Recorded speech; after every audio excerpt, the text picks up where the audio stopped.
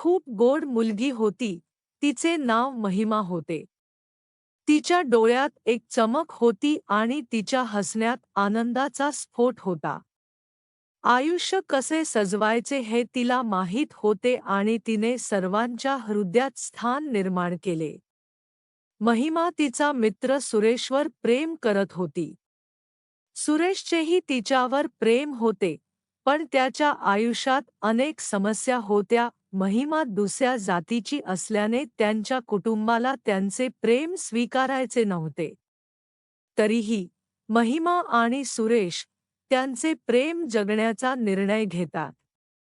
ते एकमेकांसोबत वेळ घालवण्याचा सर्वतोपरी प्रयत्न करायचे, पण जेव्हा महिमाच्या आईवडिलांना हे कळले तेव्हा त्यांनी तिला रोखण्यासाठी शक्य ते सर्व प्रयत्न सुरू केले. महिमाच्या आईवडिलांना तिचं दुःख पाहणं सहन झालं नाही आणि त्यांनी सुरेशला तिला त्यांच्या मुलीपासून दूर ठेवण्यास सांगितलं.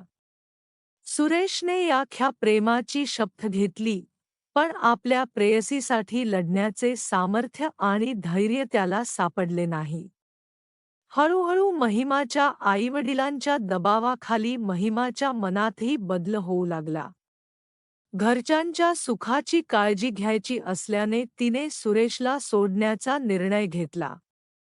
सुरेशला वेदनादायकपणे तुटल्यासारखे वाटले, परंतु त्याने आपल्या मैत्रिणीवर कोणताही दबाव टाकला नाही.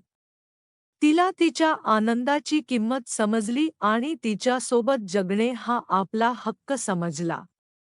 पण महिमाचे हृदय तोडणे कोणासाठीच सोपे नव्हते.